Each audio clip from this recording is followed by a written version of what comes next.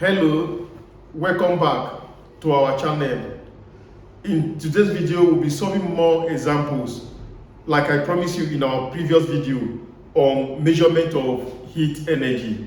And if you have not watched the video, the previous one, kindly go back to that video and watch the video one on this topic before coming back to this.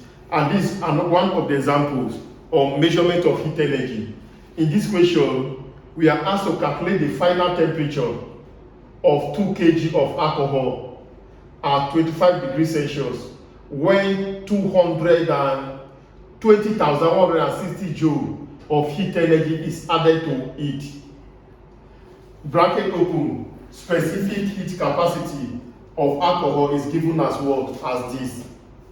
Now, the initial temperature of alcohol is this, and the amount of heat supply is given to us.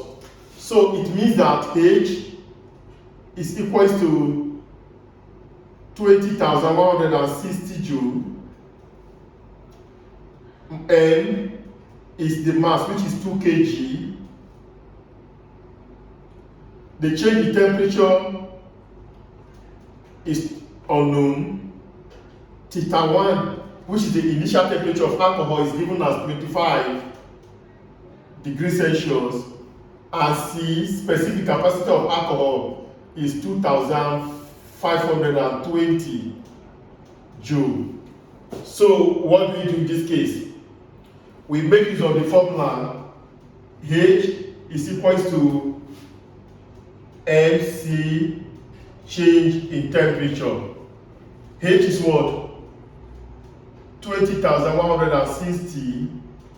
The mass of the body is 2.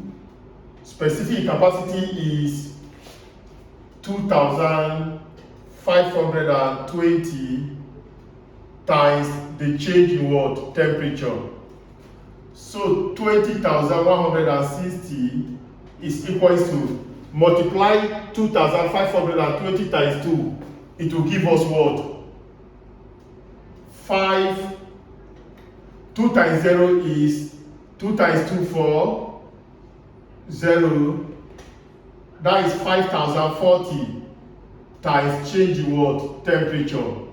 The change 20,160 here is equal to 5,040 change in temperature. Divide both sides by 5,040. We get to what? 20,160 over 5,040, which is equal to what? 4. The change in temperature is 4 degrees what? Celsius when you divide the two of them. Now, the question we are asked in the question, we are not to find what? Only the change in temperature, but we are to find final temperature of what? Of 2 kg of alcohol. So the change in temperature, but the change in temperature here is equal to final temperature minus initial temperature.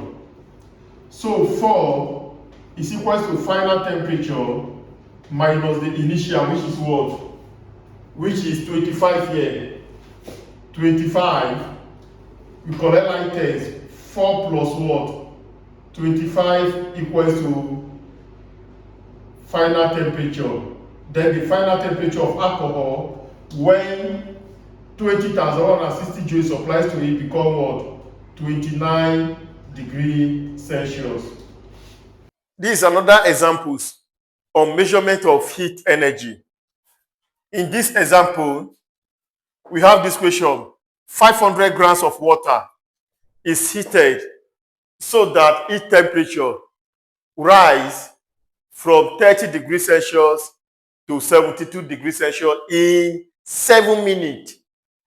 And we are asked to calculate the heat supply per minute. In the bracket up here, they give us specific capacities of water as 4,200 joule per kilogram per Kelvin. So what do we do? And our usual method before we solve question, the first thing to do is to highlight the given data. So from here, The first data here is what? Is mass of the body of water, which is 500 gram. And to convert from gram to kilogram, we always divide by what?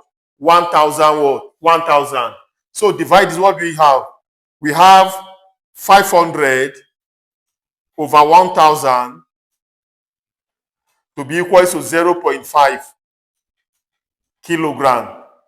The next one is a change in temperature of the body of water, which is final temperature minus initial temperature. That is 72 minus what? 30, which gives us what? 42 degrees Celsius. Then we have specific capacity given to us here as what? 4,200 joule.